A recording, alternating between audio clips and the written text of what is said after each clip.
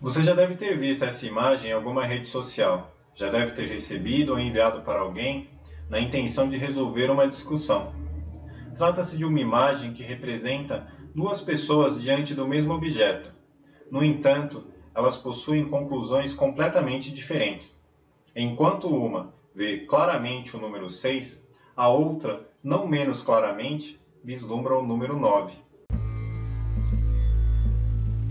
Eu vi alguns argumentos que legitimavam o número 6 ou o número 9 pela sua forma, algum traço característico dos dois números, embora eu confesse que acho os dois bastante semelhantes. Vi um interessante também, que falava sobre a intenção do autor. Ou o autor teve a intenção de representar o número 6 ou o número 9, embora eu acho muito difícil também saber a intenção do autor. Teve um terceiro que eu achei mais cabível, que falava sobre a posição da pessoa que está vendo o número. Conforme a sua posição, ela vê o número 6 ou o número 9. Aquilo que me parece mais cabível mesmo, mais óbvio. Difícil, né?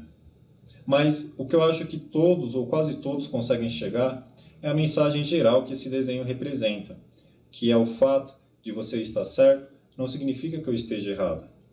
A clareza daquilo que você enxerga não embasa o entendimento do que eu vejo. Mas como pode duas pessoas diante da mesma realidade terem conclusões completamente opostas? Uma possível resposta para essa pergunta diz respeito à perspectiva, uma palavra que tem relação da maneira como o observador se identifica com a imagem do objeto representado. Isso tem a ver com a familiaridade daquele objeto e daquela imagem diante do observador. A gente tem uma tendência de rechaçar tudo aquilo que é desconhecido, tudo aquilo que não nos é familiar.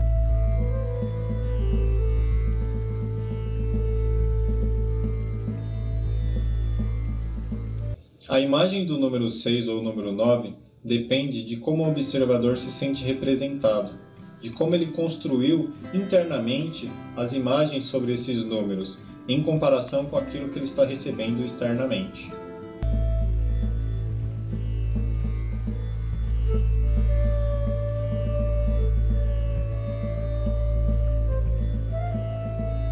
Essa perspectiva é um ver através de algo, e esse algo é a posição do observador. Só que ele não é apenas um observador, ele é um sujeito pensante, que interpreta a representação da sua perspectiva. Ele se identifica com o número 6 porque a reflexão da sua posição o faz pensar assim. O mesmo argumento vale para o número 9 também. Por isso ele se identifica com a representação do objeto, porque faz parte do seu ethos, do seu mundo, daquilo que ele conhece.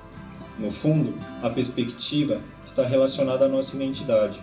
De alguma forma, a gente precisa se reconhecer naquilo que enxerga, precisa fazer parte da nossa experiência.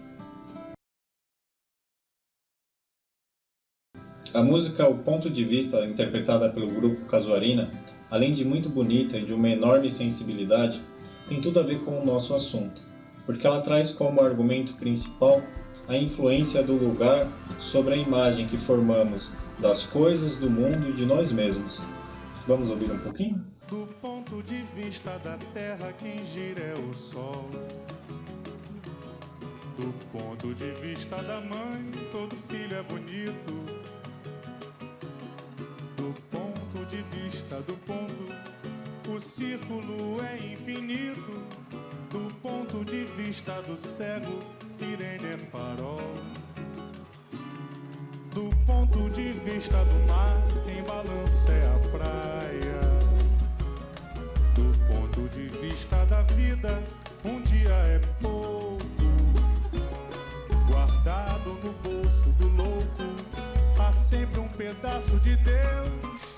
Respeite meus pontos de vista, eu respeito os teus. Do ponto de vista do mar, quem balança é a praia. Uma provocação que nos incomoda, porque todos sabem que o que balança é o mar. No entanto, essa afirmação nos obriga a se colocar no lugar do mar, em uma outra posição. Uma provocação que nos faz considerar a perspectiva do outro.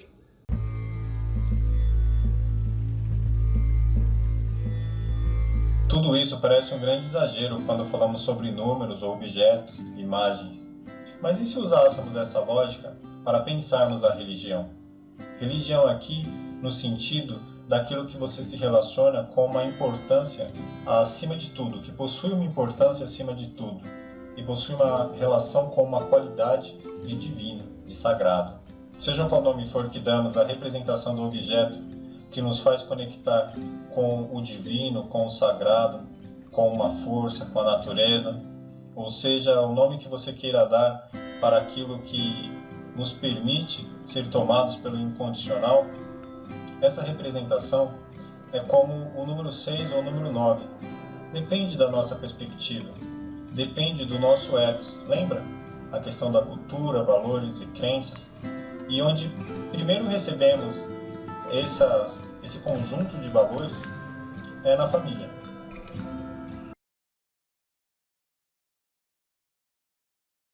A família é o primeiro lugar em que recebemos valores para uma construção de mundo.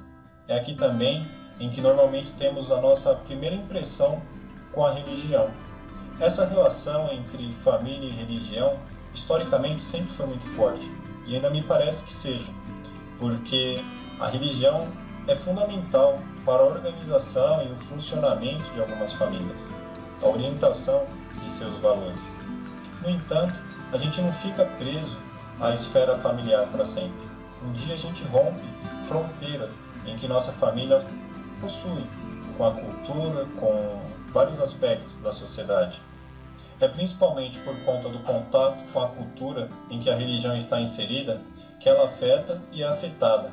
Vai se modificando ao longo do tempo. O símbolo, que é a linguagem religiosa, vai ganhando novas interpretações e significados. E essa linguagem precisa ser simbólica, porque o sagrado não cabe em palavras. Ele precisa ser interpretado por meio desses símbolos.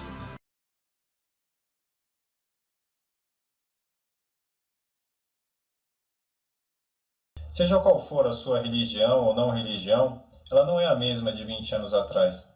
Ela sofreu mudanças com o contato que ela teve com a cultura e com outras religiões. Ela influenciou e foi influenciada. Isso não é necessariamente bom ou ruim, mas é apenas para demonstrar que a religião ela é dinâmica, não é estática. Ela é tão dinâmica quanto nós somos. E para tentar dar conta dessa complexidade da experiência religiosa, é que foi criado o conceito de pluralismo religioso.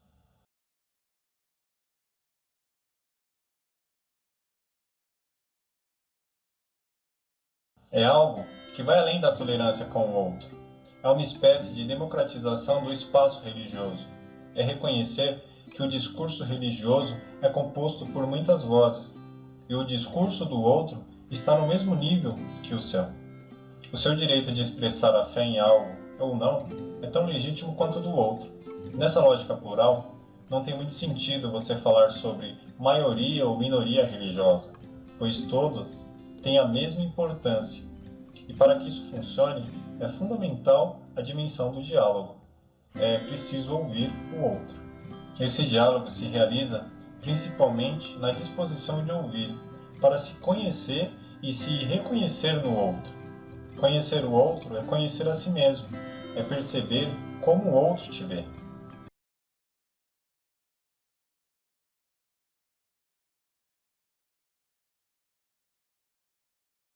É aquilo que chamamos de alteridade, é reconhecer no outro um igual, sem deixar de valorizar as diferenças pertencentes a ele.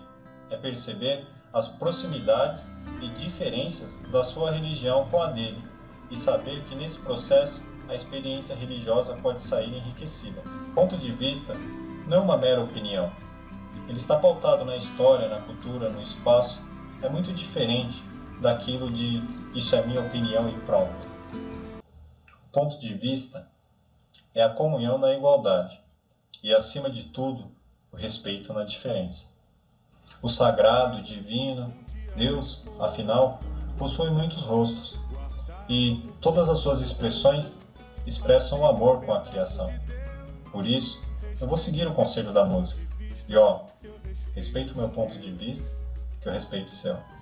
vezes o ponto de vista tem certa miopia, pois enxerga diferente do que a gente gostaria. Não é preciso